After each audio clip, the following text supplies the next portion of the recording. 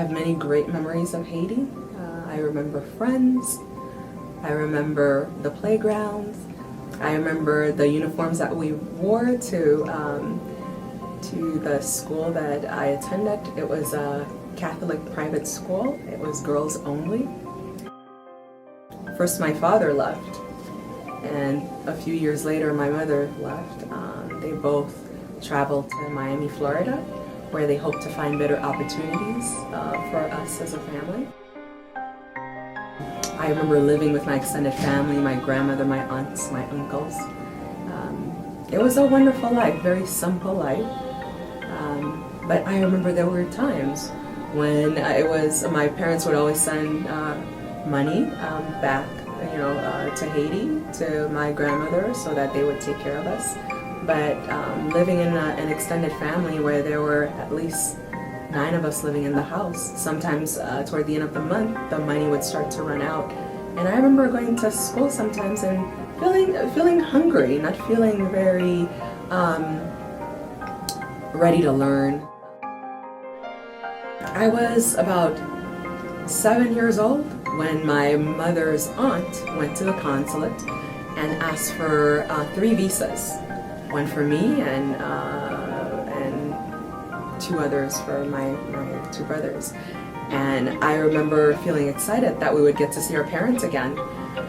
But unfortunately, I felt very sad when I found out that I was the only one granted the visa and that I would be leaving my brothers behind. And so it was a bittersweet moment to know that I would be joining my family. And by then, my parents had already had another child. It was a daughter, and I was so excited to finally have a little sister because my 2 brothers had each other to play, and so now I'd have like a playmate. When I first got here, my parents lived in a small 1-bedroom duplex. And so it was my parents, my little sister, and my mother by then was expecting her 5th child. And so it was a very small, crowded place. I got to Florida in a time where it wasn't cool to be Haitian or Haitian American. We were known as the dumb Haitians, the boat people. And so I remember being taunted after school, where people would taunt me for being different, because naturally even the clothes that I wear kind of caused me to stand out from the rest of my peers. So I did my undergrad at the University of Florida. I was particularly interested in Caribbean and Latin American life, and so I focused on the Spanish language, and eventually I took an accelerated course in Portuguese, and I also learned Portuguese because I had many Brazilian friends in high school, and so it was an opportunity to learn more about their culture.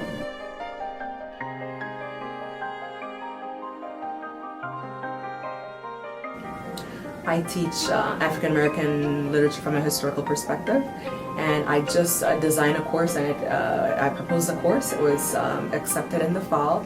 It's called Immigrants of Color in the U.S. And so it's a course that I'm proud of because it gives me an opportunity to learn and teach and share about Hmong culture, Somali culture, Caribbean culture, Latino culture, and just the different immigrant populations that have lived not just here in the Twin Cities, but in big cities such as Los Angeles or New York or El Paso. And so it's been definitely a pleasure growing, learning, researching, and also sharing what I know now as an educator. I'm a very creative person. And I speak 5 different languages, including English. I like to share all that I learn about these different cultures through these languages with young people. I have a heart for young people. My sharing has been in developing minds to become more globally minded, to become more, not just tolerant, but more understanding, more accepting of other cultures, because I think we should always move beyond tolerance. And so, in sharing my knowledge, I share my warmth, my creativity, and use those as tools to bring others and to invite them to take a second look at those they consider